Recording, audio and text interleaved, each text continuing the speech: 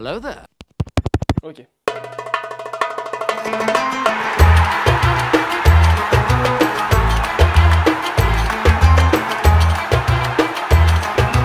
On a beau cracher dans la soupe, on fait pas que des films de merde en France, hein. Bonjour tout le monde, c'est Mehdi, j'espère que vous avez la forme. Moi c'est le week-end, donc ça va plutôt bien. Et en plus, avec la conférence PlayStation de ce mercredi soir, je ne peux être que joie. Oh, ça c'est pas très gentil. Donc c'est en pleine forme que je vous concocte cette petite vidéo dédiée à OSS 117, le Caire nid d'espion. Et étant donné que le troisième volet arrive courant février 2021, si je ne me trompe pas, je me suis dit que c'était une bonne occasion pour reparler des deux films qui sont déjà sortis. Donc oui, t'as compris, on parlera du deuxième film dans une prochaine vidéo. Sans plus attendre, OSS 117, le Caire nid d'espion, c'est parti. Déduction, intuition, discrétion, du pur OSS 117. Avant de partir, sale espion, fais-moi l'amour. Non, je ne crois pas, non. Pourquoi? Pas envie.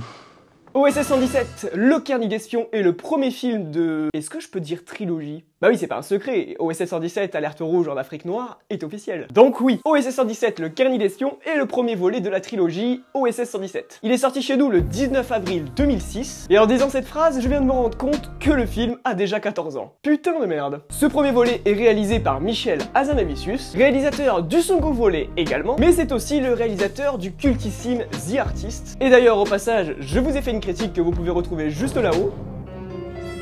Du coup, juste là ou juste là, je sais plus où ça s'affiche, mais en tout cas vous l'aurez quelque part en suggestion. Chut, arrête de bouger, tu me stresses. Arrête de bouger la con... Donc n'hésitez pas à aller la voir si ça vous intéresse et si vous ne l'avez pas vu. OSS 117 met en scène, comme vous le savez sans doute, Jean Dujardin dans le rôle de Hubert, bonisseur de la Batte, ou Lucien dans cet opus pour les intimes, mais aussi Bérénice Bejo dans le rôle de Larmina, Horatica dans le rôle de la princesse Tarouk. Qu'il meure dans d'affreuses souffrances, chien! Vous êtes bien grossière pour une femme dont le tonton est pharaon. Philippe Lefebvre dans le rôle de Jack. Je suis désolé, je rigole déjà, c'est parce qu'il y a des scènes qui me font beaucoup trop rire avec Jack. C'est la piquette, Jack. Tu sais pas jouer, Jack. T'es mauvais. Jack. Ouais.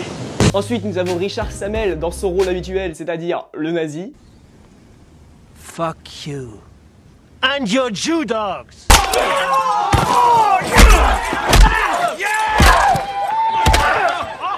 Comme d'habitude quoi. Et enfin nous avons Abdallah Moundi dans le rôle de Slimane. Le film, au cas où vous ne le sachiez pas, est adapté du roman éponyme et je ne me rappelle plus du nom de l'auteur mais je vous l'afficherai au montage. Et ça raconte l'histoire d'un agent secret appelé OSS 117 qui est envoyé en Égypte, plus précisément au Caire, pour y résoudre le meurtre de son ami et collègue Jack. Oh Jack. Hubert, bonisseur de la Batte, sera donc appelé à rétablir l'ordre et la vérité en Égypte. Et mon dieu, qu'est-ce que j'aime ce film! C'est absolument cultissime. Déjà, gros point fort à mon sens, c'est la réalisation, qui est très audacieuse. Et tout ça en gardant un côté très décalé qui marche à fond. En effet, au premier abord, on va vite se rendre compte que le film a été fait avec une grosse dose de nostalgie pour les vieux films d'espionnage. Et ça, c'est ce qui va faire tout le charme du film. Par exemple, pendant les trajets en voiture, ils utilisent généralement des écrans de fond pour donner l'illusion du mouvement. Chose qu'on pouvait évidemment voir dans énormément de classiques. Mais il n'y a pas que ça. Il y a beaucoup de codes qui vont être réutilisés, comme à l'ancienne. La plupart des cas, ça saute aux yeux, mais ça marche complètement avec le décalage du film. On va faire face à des scènes complètement absurdes, à des dialogues savoureux, super bien écrits, ou encore des scènes d'action beaucoup trop chorégraphiées. Et je dis pas ça d'un point de vue négatif, encore une fois, ça marche énormément avec le décalage du film, comme je l'ai dit avant. Tout dans ce film fait ultra vieux. Et ce n'est pas un défaut, j'insiste vraiment dessus, au contraire. Comme je le disais, on sent qu'Hazanavicius cherche à rendre hommage aux films classiques d'espionnage. Mis à part ce côté-là très à l'ancienne du long métrage, le film arrive quand même à garder sa propre identité, car il va nous présenter des personnages aussi bons les uns que les autres, grâce à une écriture absolument fabuleuse. Il faut le savoir, mais tous les acteurs vont entre guillemets surjouer tout le temps pour justement offrir une certaine légèreté et un certain décalage en plus au film. Je vais vous passer un extrait justement pour illustrer ça, mais par exemple dans cette scène, l'attitude de Bérénice Bejo n'est pas du tout naturelle, et justement la réalisation va ironiser sur ça. Mais je vais procéder dans l'ordre parce que sinon je vais me perdre, et j'ai pas pris des notes pour rien, faut pas déconner. Habile. Ok, on va commencer avec le personnage de Bérénice Bejo. Elle est absolument géniale. Dans le film, elle va être l'incarnation même de l'Égypte et même de la culture arabe. On va la voir défendre ça pendant tout le film, et généralement ce qui est bien c'est qu'elle va rester campée sur ses positions. Et dans le film, on peut dire que quand on insulte Larmina, les voitures sans permis, c'est vraiment la pire invention du monde. Hein.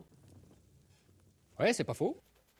Je disais donc, dans le film, quand on insulte l'Armina, c'est un peu comme si on insultait l'Égypte entière. Et je dirais même qu'on insultait la culture musulmane en elle-même. Et en même temps, il faut dire que Monsieur Bonisseur de la Batte n'y met pas trop du sien. Le problème avec l'arabe, c'est que c'était pas facilement lisible. Même au niveau du son, hein, on sent vraiment. Oui, non, mais enfin, c'est joli. Enfin, c'est joli quand même. L'arabe est parlé par des millions de personnes. Et son écriture est un art. Hein? Des millions.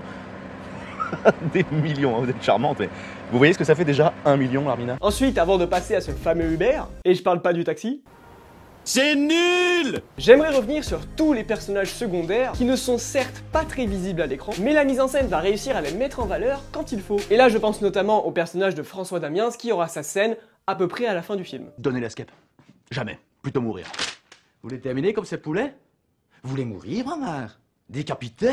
Vidé? Plumé? C'est ça que vous voulez? Si c'est pour garder mes poules, oui. Moi, je vais vous tirer comme un poulet, vous allez me demander, vous allez prendre un plomb dans le cul, vous allez me demander où il vient. Donc ce bon vieux Hubert. Je pense vraiment que c'est un personnage qui a dû faire polémique quand le film est sorti, parce que c'est quand même un mec raciste, homophobe, mais c'est tellement ridicule que ça en devient drôle. Et c'est là que le film va faire très fort. À mon sens, le personnage de OSS 117 est là pour parodier tout ça. C'est un type complètement à l'ouest, pour rester poli. Il est beauf et hyper intelligent à la fois. C'est un génie du mal, putain. Bref, Jean Dujardin en OSS, c'est du caviar. C'est réplique culte sur réplique culte, scène géniale sur scène géniale. Même si quand je l'ai revu mercredi soir, j'ai trouvé qu'il y avait des scènes un petit peu limites quand même. Et surtout vis-à-vis de la position de la femme dans le film. Mais ça, c'est un autre débat, on n'est pas là pour parler de ça. Et puis de toute façon, si vous voulez comprendre, il n'y a qu'à voir cette scène. Ah, stop!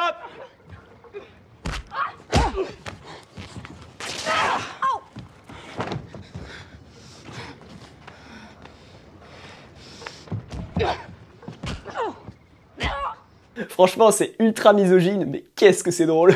Génie du mal. Hazanavicius est un génie du mal. Pour finir là-dessus, Jean Dujardin est absolument génial dans son rôle, et à mon sens, c'est clairement son meilleur avec celui du juge dans le film La French de Quentin Gimenez, si je me rappelle bien. Et puis je m'arrête vraiment beaucoup sur Jean Dujardin parce que c'est le personnage principal, mais sachez que tout le reste du casting est absolument génial. Et oui, ne t'en fais pas, je sais.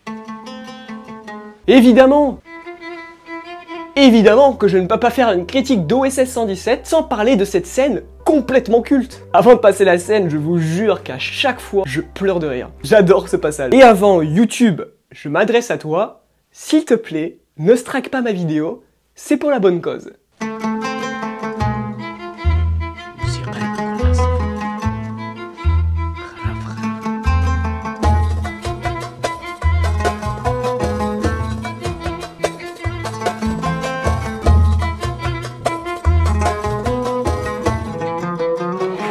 Mourir à côté de nous. Mais je ne sais pas si elle m'a l'eau, le bambino, bambina.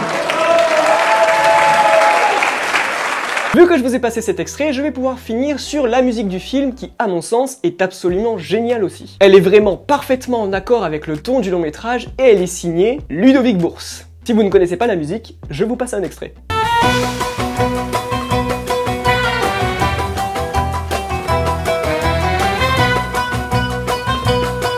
Pour résumer, réal impeccable, casting au top, ambiance de folie, qu'est-ce que vous voulez de plus? Et en plus, c'est drôle, mais vraiment drôle. Pour conclure, OSS 117, le Carnet d'espion est à mon sens un très grand film français qu'il faut absolument voir. Donc je vais répondre maintenant à tous les haters. Oui, en France, on fait des bons films. D'ailleurs, on parlera peut-être de cinéma français dans une autre vidéo. Dites-moi dans les commentaires si ça vous intéresse. Voilà, c'est tout ce que je peux vous dire sur le film. Je n'ai pas grand-chose à dire de plus. Si ce n'est, regardez-le. Qui sait, peut-être que ça vous fera changer d'avis sur le cinéma français. Hein. En tout cas, si la vidéo vous a plu, n'hésitez pas à lâcher un pouce bleu. C'est gratuit, ça fait plaisir et ça me donne envie de vous faire d'autres vidéos. S'il y a des nouveaux, je vous invite bien évidemment à vous abonner en activant la petite cloche des notifications pour ne rien rater des futures vidéos. Encore une fois, c'est gratuit et ça aide beaucoup la chaîne à se développer. Je suis également actif sur la plupart des réseaux et si vous voulez me retrouver, ça s'affiche actuellement sur vos écrans. Je réponds à tout le monde, du moins j'essaye. On blablate, on fait des sondages, je vous sollicite quand je suis indécis. Bref, tout ça pour dire que je suis très actif dessus. Donc nous, on se dit à très vite pour une nouvelle vidéo, mais d'ici là, beurrez-vous la biscotte.